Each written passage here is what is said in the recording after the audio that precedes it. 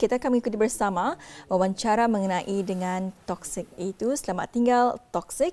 Dan alhamdulillah untuk berbicara mengenai dengan perkara ini, kita telah pun menjemput seorang tetamu kita yang merupakan pakar motivasi. Jadi kita terus sahaja bersama dengan Yang Mulia Tuan Haji Aminur Hazim bin Haji Osman, iaitu pakar motivasi. Assalamualaikum Tuan. Waalaikumsalam warahmatullahi wabarakatuh. Apa khabar? Baik, alhamdulillah. Alhamdulillah. Kita apa khabar? Alhamdulillah. Alhamdulillah. Terima kasih Tuan kerana sudi datang ke studio pagi untuk berkongsi dan juga memberikan pencerahannya mengenai dengan tajuk kita pada pagi ini. Jadi ini Tuannya menyentuh mengenai dengan toksik ini. Ianya biasanya menggambarkan suatu perkara yang merugikan, baik dalam konteks perhubungan, lingkungan dan juga sebagainya. Dan ia adalah merupakan yang satu perkara yang sangat negatif. Jadi sebagai mukadimah, mungkin Tuan berkongsi apa sebetulnya definisi toksik ini, Tuan. Silakan. Okay. Alhamdulillah. Bismillahirrahmanirrahim. Okay, pertama-tamanya terima kasih mengundang myself dan tidak lupa juga ucapkan selamat tahun baru dan alhamdulillah selamat menyambut bulan Rajab. Dah lagi lapar kan Ramadan dah terasa 2 bulan kali. So berbalik kepada tadi mengenai dengan toksik. First of all kita ni kan tahu dulu apa toksik ni kan sebenarnya. Mungkin secara ringkas toksik ni maksudnya racun. Biasanya cuma tu. Biasanya tadi tahu toksik racun kan. So kalau kita ni tahu racunan ni ia berbahaya. Jadi perlu dihindarkan. Perlu dihindarkan. So logiknya simpel saja kan, toksik ya racun perlu dihindarkan. Ibarat macam sebelum ni kan COVID-19. Perlu kita ni hindarkan. Dan apa saja toksik itu yang merujuk kepada apa? Merujuk kepada 3 elemen ni. Dari segi apa elemennya? Dari segi emosi, fizikal dan mental kata ni.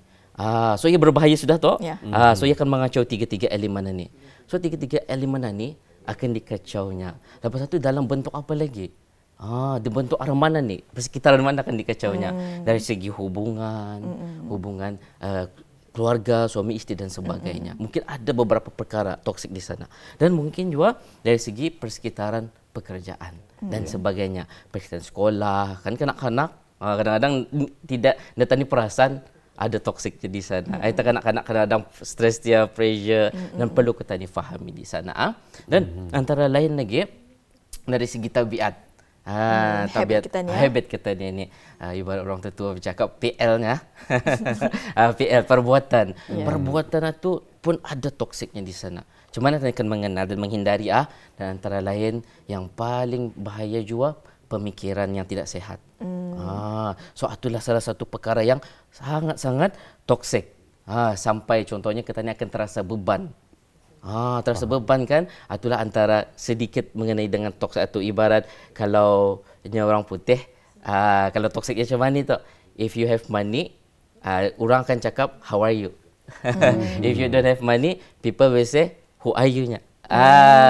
Itulah sedikit mengenai dengan apa dia toksik dalam persekitaran kita ni. Baik, alhamdulillah telah pun diberikan penjelasan ya. Mengenai dengan kefahaman kita ni toksik yang dimaksudkan pada hari ini.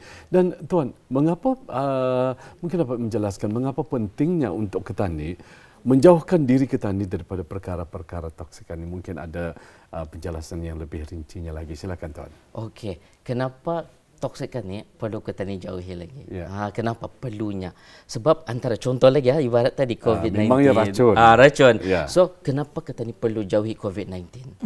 Ia boleh menyebabkan kesihatan yang tidak baik. Virus. Paling merebaknya. So langkahnya perlu dijauhi. So kenapa mesti kita ni jauhi? Antaranya yang pertama ialah ia untuk menjaga. Apa yang akan dia jaganya ni? Menjaga tadi kan ada 3 elemen kan? Ada segi emosi, fizikal dan mental. Okey, akan menjaga kita punya kesihatan mental. Kalau kita ni hindari, suatu caranya lah. Kalau kita ni biarkan kita ni punya overthinking, negatif, kalau dalam mungkin kita ni akan suuzon, berfikiran yang tidak baik. So kita dianjurkan untuk husnuzon. Okay. And then ia akan mengelakkan tekanan yang melampau juga. Satu kita ni mesti menjaga untuk tidak ada toksikan ni. Dan antara yang lain lagi, ia boleh membantu kita ni. Kenapa? Ia membantu untuk dalam membuat perkara-perkara. Contohnya membantu kita ni untuk apa? Fokus. Supaya kita ni fokus membuat sesuatu perkara. Cuba bayangkan kalau ada toksik ni macam-macam. Yes, yeah. Ibarat kalau social media upload gambar kita tadi kena ada toksik itu. Ini je lawa gambar semuanya. Kill the joy. Kill the joy dia. Dah delete tu toksiknya kan. So kill the joy tu macam ia mengacau dia. And then ia mengganggu perkara yang fokus. Dan dia positif dalam hidupnya juga. Baru dia akan enjoy santai-santai mengongsi yang sesuatu yang baiklah untuk kehidupannya. So itu antaranya. Dan antara lain lagi kenapa perlu penting juga sebab ia memberi peluang untuk berkembang. Dengan adanya toksikan ni, insya-Allah memang mudah untuk kita ni berkembang. Kenapa? Kalau ada toksik, ia akan melimitkan kita ni. Kita ni kan membuat sesuatu yang di luar kotak, ada toksik itu datang. Yang menyekat kita ni untuk improve. Menyekat dia. Nanti kita ni mau membuat lambat semangat kita ni. Especially kalau ada anak-anak kita ni lah. Indirectly kita ni dah sadar rupanya, ya Allah rupanya ada toksik sedikit rupanya arah anakku, aku kepada anakku. Tapi macam mana supaya indah toksik? Antaranya memberi semangat dan sebagainya. Itulah untuk berkembang. Dan antara lain lagi untuk menikmati kebahagiaan lah. Kebahagiaan dan menggalakkan kesan buruk. Kalau ada toksik ni otomatik kita ni akan bahagia. Kan bahagia tu memang orang sentiasa cakap tiada nilainya. Dia dapat bali dengan duit dan sebagainya. Tidak dapat dibandingkan ya. Tidak dapat dibandingkan. Cuma kita ni mendatangkan kebahagiaan itu dengan kita ni berusaha dan obviously lah Allah yang membagikan kita ni kebahagiaan itu. Ia menjanjikan sudah. Kita ni buat apa yang Allah suruh, Allah akan berikan, datangkan kebahagiaan dan ketenangan di sana. Jadi macam mana kalau mungkin sedikit tips mungkin ataupun cadangan cara untuk kita ni menghindarinya, kadang-kadang perkara toksik yang perlu ataupun wajib tadi hindari. Mungkin cara yang terbaik untuk tadi menghindarinya. Kalau macam COVID-19 virus telah diajarkan kepada tadi cara-caranya menggunakan mask dan sebagainya. Kalau perkara toksik ini dari pandangan Tuan sendiri secara pribadi, macam mana tu Tuan?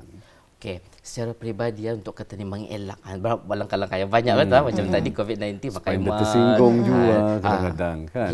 Langkah-langkah kata kadang-kadang kalau tadi mengelak takut tersinggung pihak sebelah. So ada caranya. Mungkin banyak caranya. So antaranya mungkin yang pertama kali kita ni kan mengenal pasti. First of all kita ni kenal pasti. Sama je contoh tadi COVID-19. Kenal pasti dulu apa yang akan dia buat. Indah kan tutup mata kan. So kita ni kan tutup mulut dan sebagainya. So kita ni kenal pasti dulu. Kita ni kan sedar toksik itu dari segi mana? Ia dari segi situasinya kah?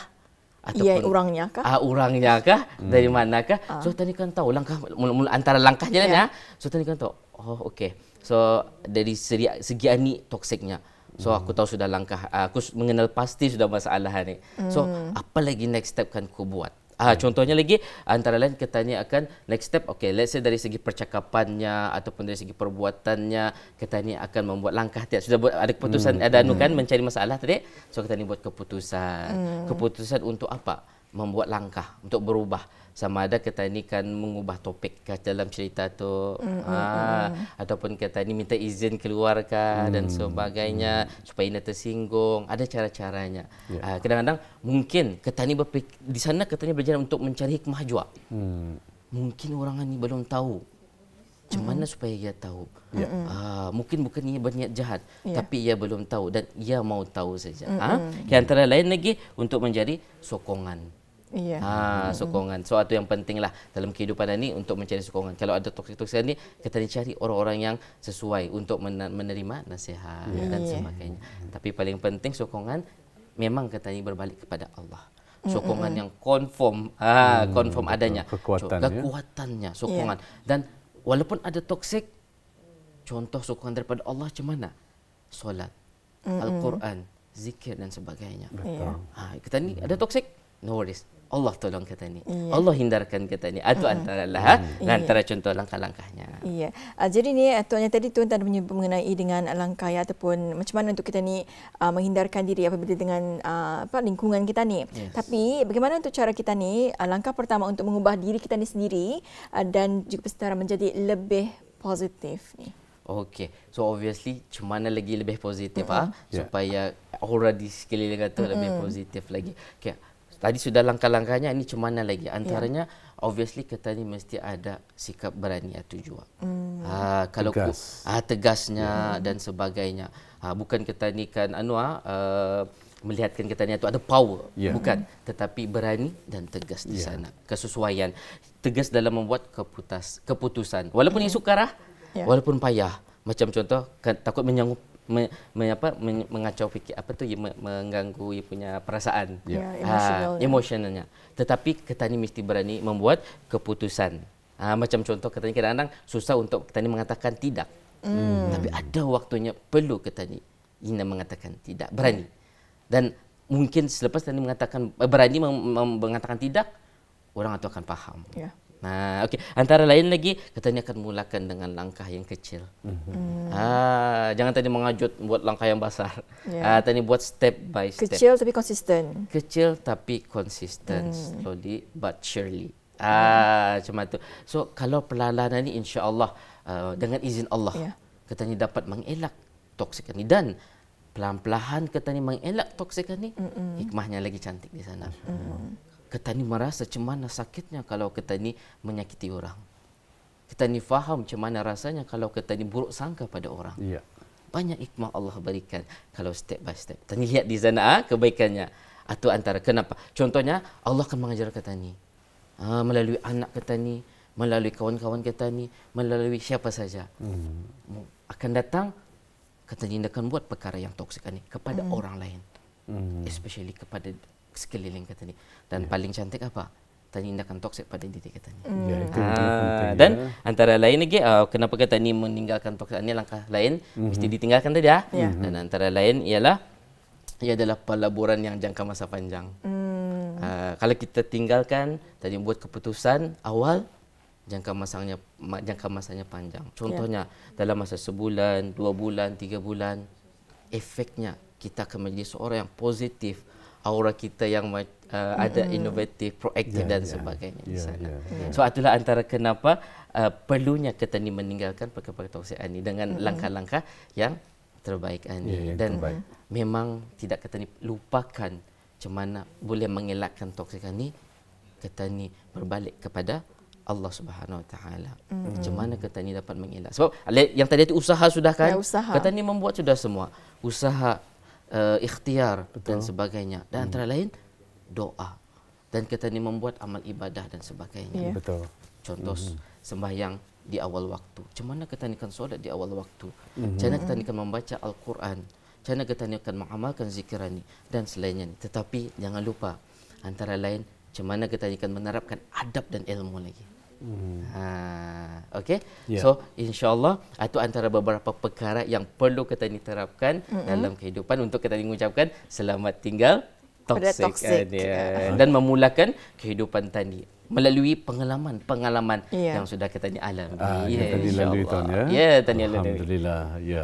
Dengan penjelasan tersebut Intan Dan akhir sekali mungkin Intan silakan. Jadi Tuan telah pun menjelaskannya mengenai dengan toksik ini, apakah antara langkah-langkah yang perlu kita lakukan untuk kita mengubah diri kita menjadi lebih positif. Jadi untuk akhirnya ni Tuan, apa antara nasihat Tuan untuk mereka yang sedang ketika ini cuba meninggalkan elemen toksik dalam kehidupan mereka?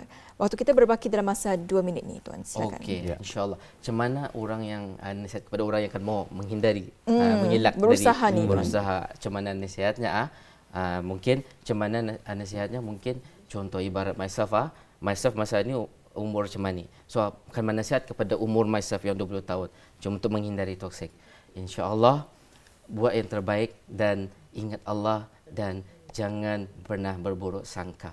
Baik sangkalah dalam apa juga keadaan, dengan izin Allah semua akan baik. InsyaAllah. Mudah-mudahan kita doakan Intan dan juga Tuan dengan nyorang pandangan ataupun nasihat serta saranan untuk kita ni nyorang menghindarkan toksik. When kita dalam istilahnya bila kita when we say no tapi tidak secara langsung say no, tapi dengan cara yang terbaik. Baik, kita ucapkan jutaan terima kasih kepada tetamu kita bersama dengan Tuan Haji Amin Nur Hazim bin Haji Osman, merupakan pakar motivasi kita pada pagi ini, memperkatakan mengenai dengan selamat tinggal toksik. Sungguh menarik sekali. Kita ucapkan jutaan terima kasih sekali lagi. Sama-sama. Assalamualaikum. Waalaikumsalam warahmatullahi